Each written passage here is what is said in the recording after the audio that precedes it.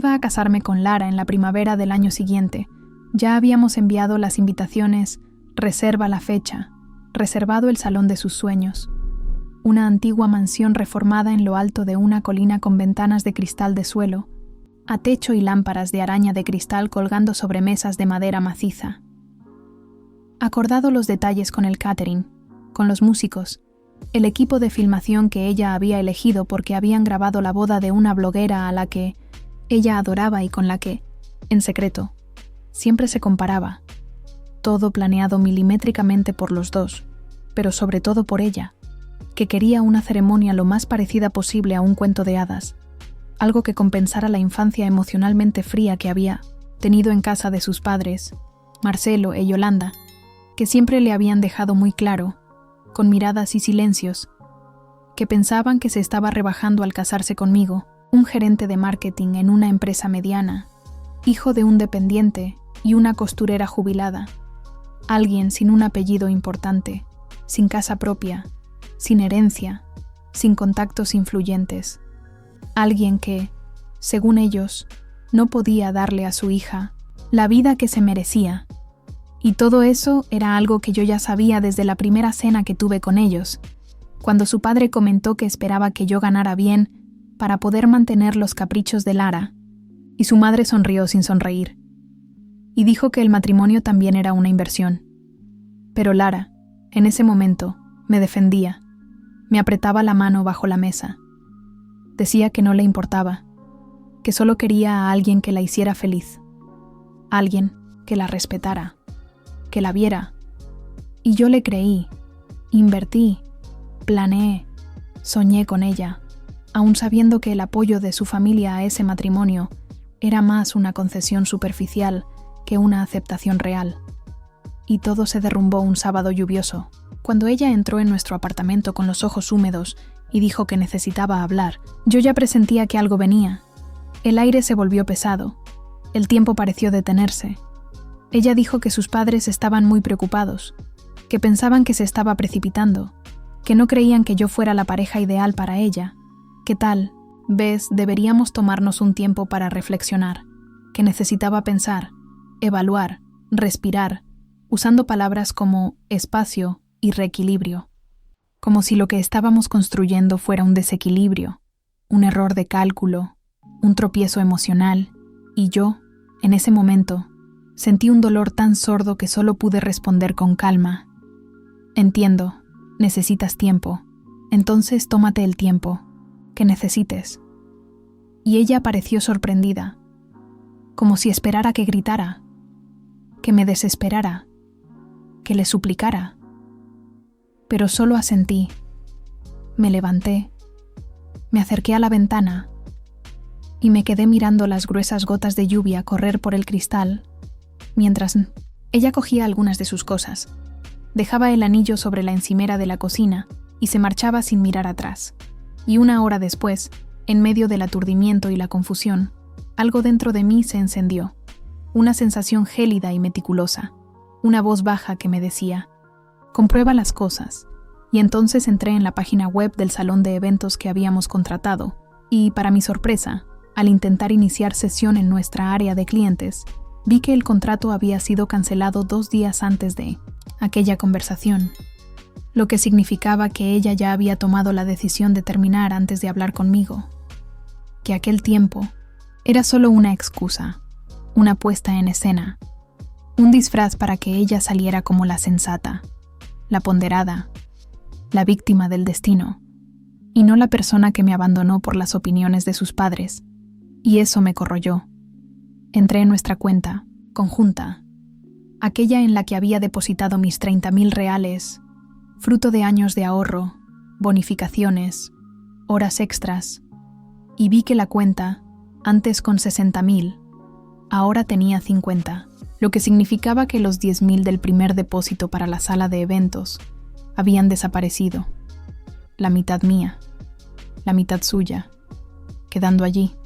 por lo tanto, mi parte aún intacta, 25,000, y la suya también, y sin pensarlo 2 veces hice la transferencia de mis 25,000 a mi cuenta personal. Limpié, silencié, respiré hondo, y luego le envié un mensaje diciendo que ya sabía de la renuncia, que ya había retirado mi parte de lo que era mío, que esperaba que encontrara lo que estaba buscando, y la bloqueé, no solo a ella, sino también a sus padres, a sus hermanos, a los amigos en común, a todos,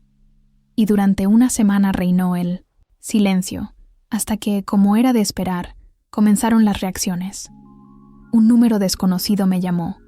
un mensaje de voz de Lara diciendo con rabia que yo había robado el dinero de nuestra cuenta, como si fuera suyo, como si los 25,000 que recuperé fueran fruto de la bondad de su familia y no de mi dedicación. Llegaron los correos electrónicos, los mensajes, las amenazas veladas, Ángela, la madre, enviándome mensajes acusatorios del tipo «Esperábamos más de ti», e incluso un correo electrónico de su hermano mayor, Gabriel, diciendo que estaba siendo mezquino, que debía ser el hombre de la situación, a como si no lo hubiera sido desde el principio,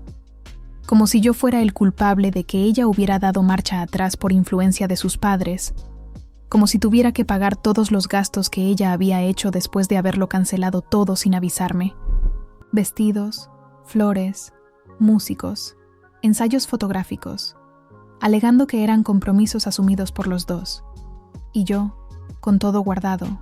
impresiones, extractos, correos electrónicos, recibos, consulté a un abogado que me tranquilizó diciendo que nada de lo que reclamaban tenía fundamento, que yo había hecho todo bien, que mi parte estaba protegida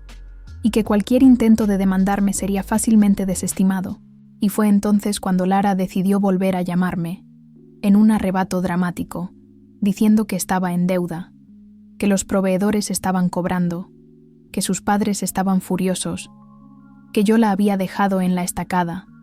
Y todo eso porque me negué a seguir financiando una farsa que ella misma había empezado a desmontar a mis espaldas, y aún escuchando su voz llorosa, aún escuchando sus peticiones confusas entre la rabia y la culpa, no cedí. Le dije que era responsable de sus propias decisiones, que un tiempo pedido en vísperas de una boda es una ruptura, no una pausa, y que ella se enfrentara a las consecuencias. Colgué. La bloqueé de nuevo, y en los meses siguientes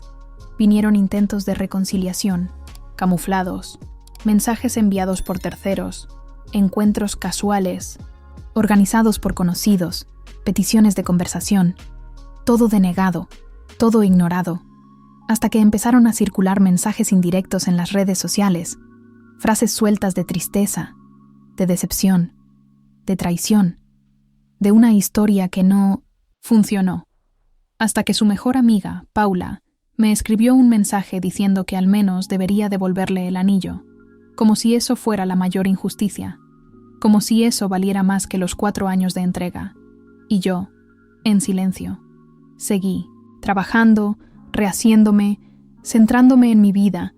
guardando el anillo en una cajita en el fondo del cajón, no por apego, sino como recuerdo, como registro, y nunca pensé en venderlo. Tal vez por orgullo, tal vez por pereza, tal vez porque saber que está ahí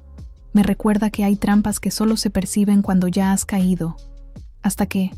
tiempo después, supe que ella había vuelto a vivir con sus padres, endeudada, que algunas de las deudas que había contraído estaban a su nombre y ahora se estaban acumulando, que los proveedores a los que había intentado engañar le estaban cobrando con intereses. Y también supe que Marcelo, su padre, estaba decepcionado, que decía que ella debería haber sido más práctica, que debería haber llegado a un acuerdo antes de romper, que había actuado con emoción y que ahora estaba cosechando los resultados. Y quizás lo más triste de todo es saber que incluso sus padres, aquellos por quienes me dejó, ahora la ven como alguien que ha fracasado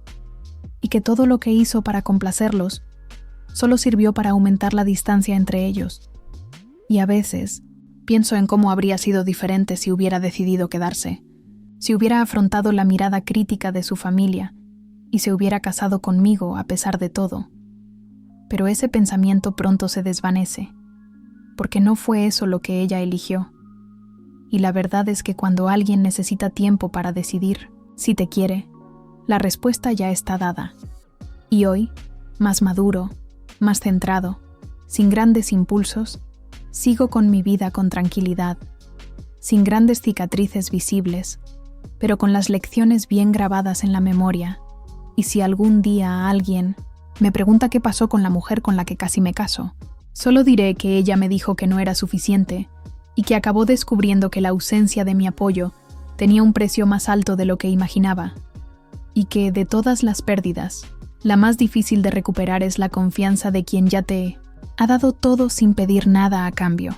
porque eso fue lo que yo le di a ella. Presencia, estabilidad, planes, cariño, lealtad,